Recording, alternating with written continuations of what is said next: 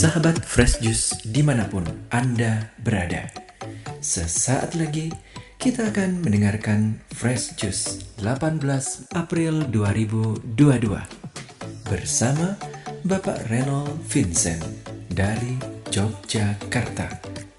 Selamat mendengarkan.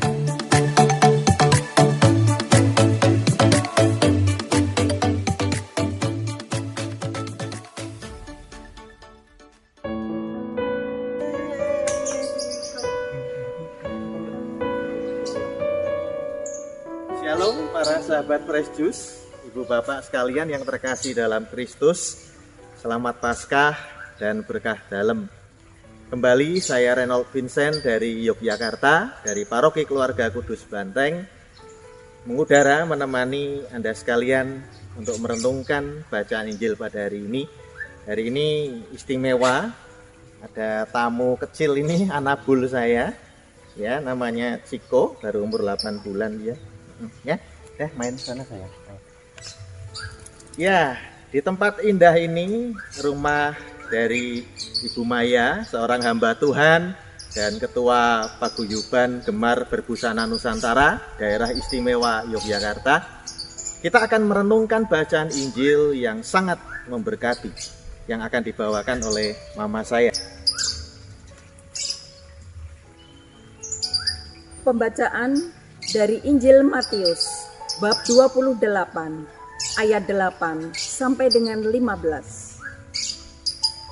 Mereka segera pergi dari kubur itu dengan takut dan dengan sukacita yang besar, dan berlari cepat-cepat untuk memberitahukannya kepada murid-murid Yesus. Tiba-tiba Yesus berjumpa dengan mereka dan berkata, "Salam bagimu." Mereka mendekatinya dan memeluk kakinya serta menyembahnya. Maka kata Yesus kepada mereka, "Jangan takut. Pergi dan katakanlah kepada saudara-saudaraku supaya mereka pergi ke Galilea, dan di sanalah mereka akan melihat aku." Ketika mereka di tengah jalan, datanglah beberapa orang dari penjaga itu ke kota dan memberitahukan segala yang terjadi itu kepada imam-imam kepala.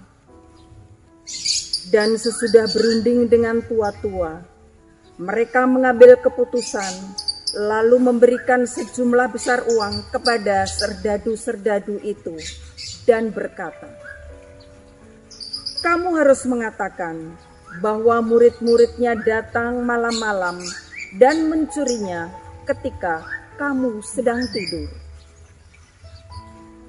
Dan apabila hal ini kedengaran oleh wali negeri, kami akan berbicara dengan dia sehingga kamu tidak beroleh kesulitan apa-apa."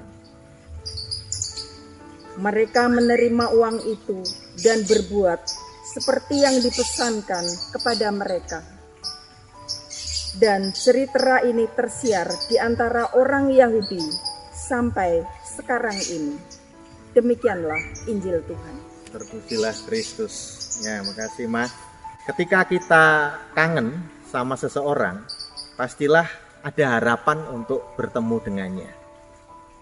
Ketika orang itu biasa bersama-sama dengan kita tiap hari, tiba-tiba orang itu tidak ada bersama kita, ya pasti kita ingin, ya berharap untuk bertemu dengannya.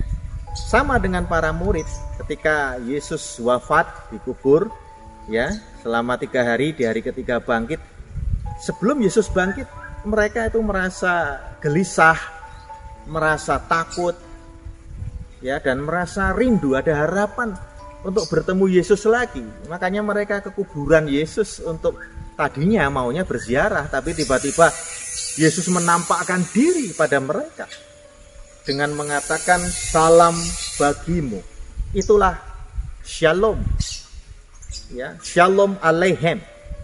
Itulah salam damai sejahtera. Say hello ala Yesus. Luar biasa happy, luar biasa bersemangat para murid itu ketika mereka mendapati Yesus menampakkan diri di depan mereka. Nah, ini yang diharapkan oleh Tuhan. Ketika Tuhan mendatangi kita, seperti dalam gambar-gambar rohani itu, ada gambar Yesus lagi mengetuk pintu.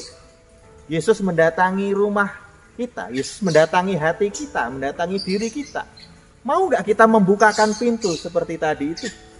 Mau nggak kita menyambut Tuhan dengan antusias seperti Ciko tadi menyambut saya dengan happy sekali?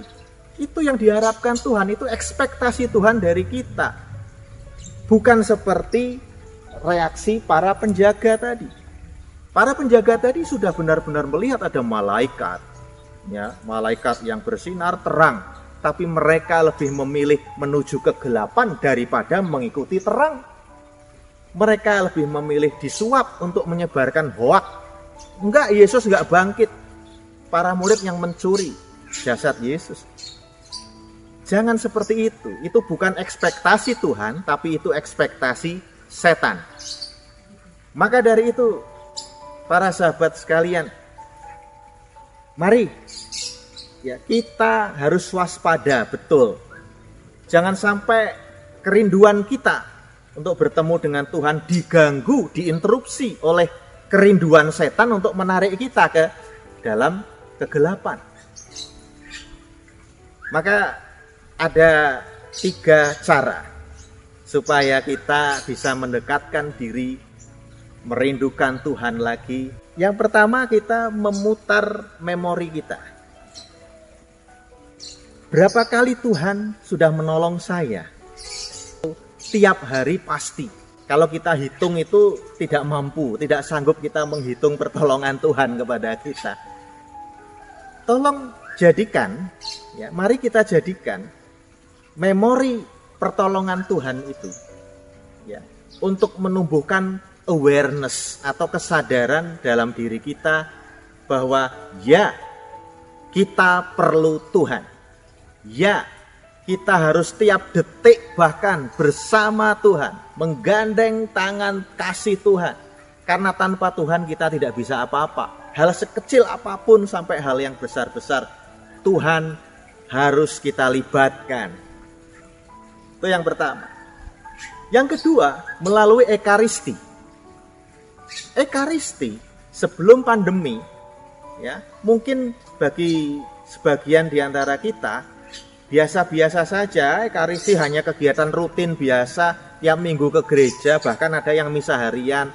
Ini mari kita benar-benar gunakan ini, ya, gunakan masa pandemi ini untuk menumbuhkan kesadaran bahwa oh, ternyata kita rindu bersekutu dengan Tuhan dalam Ekaristi. Kita rindu pergi ke gereja, bukan hanya online dari YouTube. Ya, untuk pergi ke gereja pada era pandemi ini adalah kesempatan yang langka. Tidak tiap minggu kita bisa seperti itu. Maka tolong syukuri itu. Mari kita, saudara dan saya, mensyukuri itu sebagai suatu motivasi bagi kita untuk menumbuhkan kesadaran bahwa ya, saya ingin sungguh-sungguh berjumpa, saya ingin sungguh-sungguh bertemu dengan Yesus. Kita merindukan rasa aman, rasa damai, rasa tentram luar biasa apabila kita ada bersama, bersatu dengan Tuhan. Dan cara yang ketiga masih ada kaitannya dengan cara kedua tadi. Bagaimana caranya supaya kita itu di Ekaristi itu bisa benar-benar merindukan Tuhan, bukan hanya rutinitas. Ya. Caranya adalah, tolong, mari saudara dan saya, ya, tiap kalimat doa yang didoakan, ya, yang dibacakan oleh Romo atau oleh lektor, tolong bayangkan itu. Kalau memang ada screen di samping altar, ada big screen, baca itu, ulang pelan-pelan. Ya Tuhan, kami mohon. Ulang itu. Sehingga dengan ikut terlibat ya, ikut terlibat di dalam perayaan Ekaristi, bukan hanya penonton atau pendengar saja yang pasif. Dengan ikut terlibat, kita ini belajar untuk menumbuhkan kesadaran bahwa kita merindukan Tuhan, benar-benar merindukan Tuhan. Jadi intinya adalah jadi umat yang menjiwai gitu loh. Yang saya katakan tadi adalah intinya seringkali kita lebih ingin ya terlibat dengan setan daripada terlibat dengan Tuhan dalam perayaan Ekaristi. Ketika doa syukur agung yang sangat panjang, tiba-tiba pikiran kita melayang pada ayam goreng yang akan kita buat hari ini, yang akan kita masak misalnya, melayang pada permasalahan kita dengan orang lain di kantor barangkali, atau bahkan kita tidur di gereja. Nah, ini adalah sikap-sikap yang perlu kita basmi.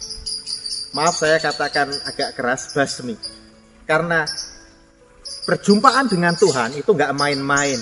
Perjumpaan dengan Tuhan itu bukan sesuatu permainan, suatu kebiasaan, tapi benar-benar suatu kerinduan. Mari kita menjadi umat yang ikut aktif terlibat seperti para murid tadi, ya. Oke. Mereka mendekatinya. Nah, dan memeluk kakinya serta menyembahnya, terlibat aktif. Maukah kita sekarang mendekati Tuhan, memeluk kaki Tuhan, serta menyembah Tuhan dalam perjumpaan kita dengan Tuhan, dalam pikiran, perkataan, hati, dan perbuatan kita? Jawaban ada pada diri kita masing-masing. Tuhan memberkati selalu untuk selamanya, berkah dalam. Terima kasih kepada Bapak Reno Vincent untuk renungannya pada hari ini. Sampai berjumpa kembali dalam Fresh Juice edisi selanjutnya. Jaga kesehatan dan salam Fresh Juice.